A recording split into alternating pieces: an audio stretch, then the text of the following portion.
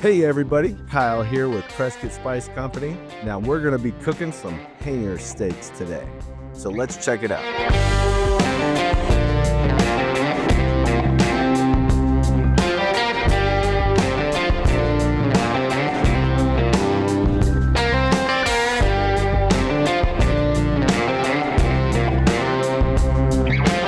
First, what we're gonna do is take our beef and season it up really nice. Now, a hanger steak is the piece of meat that comes from right behind the diaphragm. It is super delicious and wonderful when cooked properly, and we're gonna show you how to cook it properly.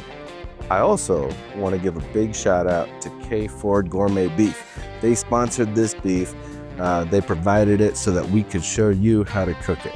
And if you're interested in getting some K4 beef, which is the best beef around, you can check out their store down on Gurley Street by Plaza, or check them out online at gourmetbeef.com. But they are the largest cattle rancher in Arizona, and they do pasture-raised, grain-finished beef, which is the best beef you can do. That grain-finished provides the sugars necessary to give it the right marbleization, which is flavor in your mouth. So if you get K4 beef, you won't be disappointed. Now let's get to seasoning. We're gonna season this guy with some smoked salt. It's a 48-hour smoke with alderwood.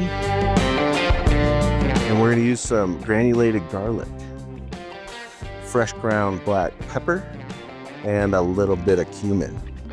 And so when you season it, make sure you're generous with the salts. And what this is gonna do is it's gonna help pull out the moisture from inside, and then it's going to go get reabsorbed back inside, pulling all of that flavor along with it, which is really where a lot of the flavor is added from. Now we're going to put in some black pepper. Freshly ground black pepper is always preferred. And don't be scared of the black pepper. It won't bite you too hard. Some granulated garlic. Garlic is one of those classic seasonings that it helps everything elevate in flavor.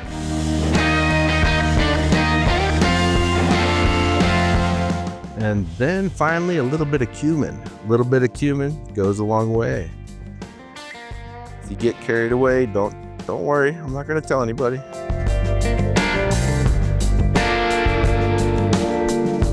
All right, and then we'll just give it a little pat just so that it can stick nicely to this.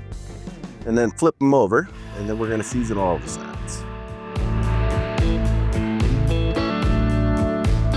All right, now that we got our steak seasoned, we're gonna wanna stash this in the fridge for at least an hour. You can stash it overnight, and that's going to give it the time necessary to be really, really tasty. All right, now that our meat has had its resting in the fridge after getting seasoned, it's time to cook them up. So we'll put them here in our cast iron. And what we want to do is we want to cook them. We'll cook them to that medium rare today. So our target will be around that 130 mark. That's a little under what officially medium rare is, and the reason for that is it will keep coasting, and we got the sear to do, so we don't want to overcook them. So aim a little low and you won't be disappointed. So we'll get our thermometers in there to check the temperature, but at 225 in the oven should be around a half an hour or so.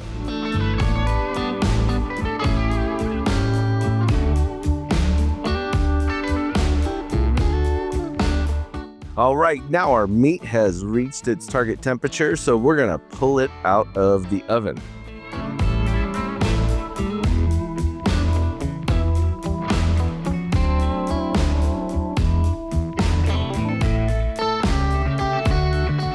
All right, so we're gonna let these hanger steaks rest. Really important to rest your meat. Don't forget to rest your meat.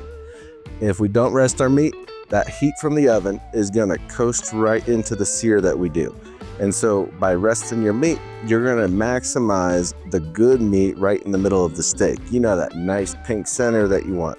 Well, you don't want just the very center being that nice pink. You want most of the inside being that nice pink. That's what resting it's gonna do. So we'll rest it, then we'll get to a nice sear.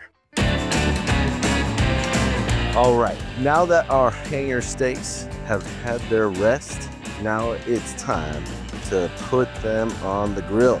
Now we're using a 100,000 BTU burner here. It's just gonna produce a ton of heat. Got this cast iron piping hot. This is gonna give you that restaurant quality sear that you know and love. And with it being this hot, we really only need probably about 45 seconds or so on each side.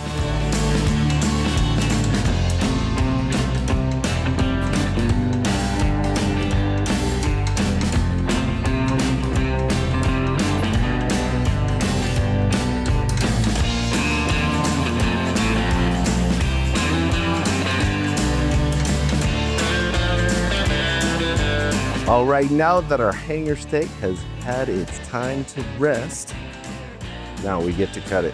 And what you're gonna notice is there's a grain, and this one is very distinctive. It's pretty easy to tell. And what you wanna do is you don't wanna cut the same direction as that grain. You wanna go across that grain.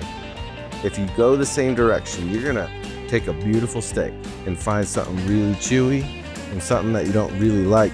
But when you go across the grain, it's gonna give you that perfect steak bite. You're gonna love it.